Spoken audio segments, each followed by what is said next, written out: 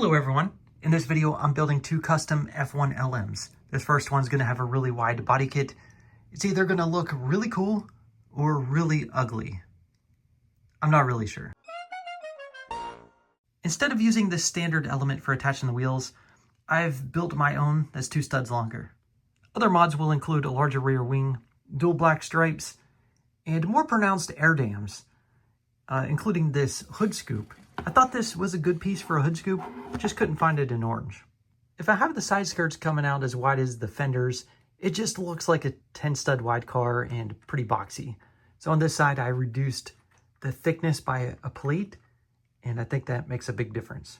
However, I want the ground clearance of the side skirts to match that of the front end splitter. So what I did over here is I've added like some skid plates with some upside down tiles connected by brackets, and I think that looks pretty good. I also was experimenting with more pronounced air dams. Over here I used a lot of orange plates and bricks inside of that void. Over here I used a lot of black, just makes it have a more pronounced depth. On the original build, there were quite a bit of studs showing on the sides and on the spoiler.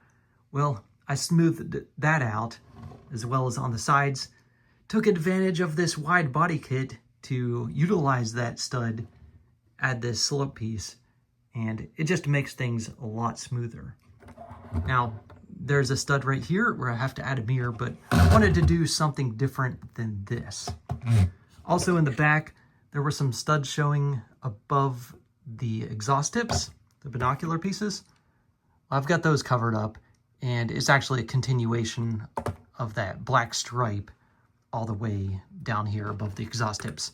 One thing I don't like is that medium stone gray plate, so I'm going to switch that out to black. Now, I haven't added any stickers to this modded car yet.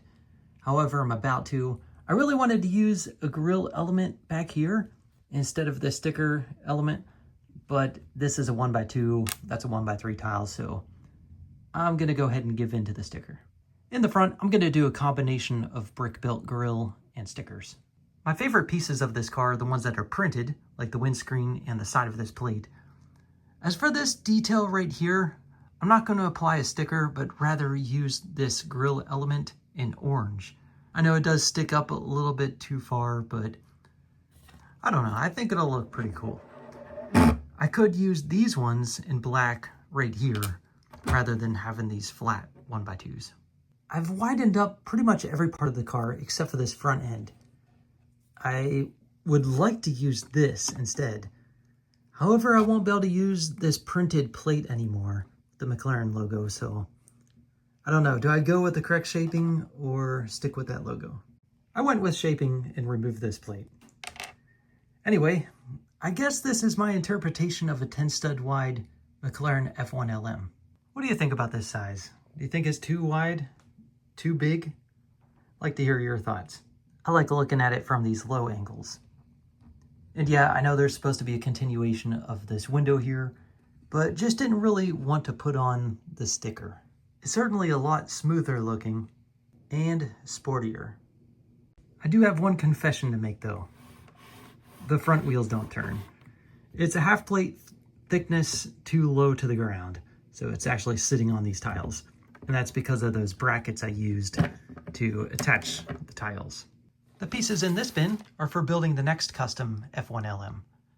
However, I helped myself to some of those pieces by building this car. So I'm gonna need to replace some of those pieces, and this is not even everything. As you notice, there's a whole chassis and wheels missing. Well, I need to do some searching. And by searching, I mean stealing from other sets. Now, you wouldn't have to steal from other sets if you order the parts ahead of time off this convenient parts list that's provided by Toms8wides. Yes, I'm building another ReBrickable model by Toms8wides because he keeps coming out with really cool car designs, and I told myself I have to build this one. And so I did. Here's Tom's Pikes Peak version of the F1LM. His builds are always very clean looking because he doesn't use stickers, but rather brick build all of the details. Now, if you did want to add these details that are done up with stickers from the original car, you can certainly swap them over. Some of the mods up front include a wider front end splitter And in fact, it's got this whole body kit that's wider. Love that look over the studded look of the original car.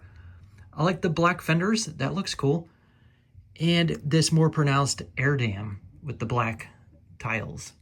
Comparing the two cars from the sides, I really like all of the black pieces used in this door section, including that oar piece. It just breaks up all of the orange in a nice way. I like the two-toned color scheme going on. Also, the side pipes, got one right there and one right there.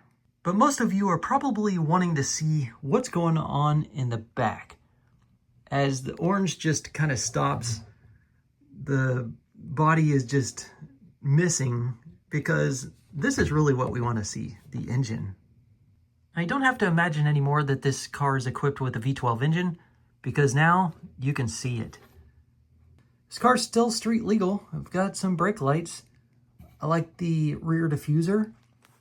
Not all of those corner panels are in alignment, as this one is offset by half thickness of a plate. So that's really cool. Also really cool are the big rear wheel tires. We've got an adjustable wing. It's attached by these robot arms, and you can adjust it how you want it. There's no camera unfriendly side to this car, and it's built with the same quality as the original Lego design. The interior details of this custom car are slightly different from the original. Now I have a gray seat, and instead of having a suggestion of 2 back seats, well, you can't really fit a figure back there anyway, might as well use that space for NOS. 2 NOS bottles are in the back. I think that's really cool. Stick shift is now on the left side. Original one had it on the right. And there's still a studded area to attach a minifigure and fit them inside with the hairpiece, and the roof closes all the way. The minifigure from the F1 car looks so cool in this custom car. Windscreen still fits. That's no problem. Look how cool that is. All right. How do you display this car? Well, that's something I specialize in. Tom can build the cars, I'll build the displays, okay? And that's the F1LM Pikes Peak. Well, anyway, if you enjoyed this video, give it a like, please. And which one of these cars was your favorite? Let me know in the comments, and I'll talk to you soon.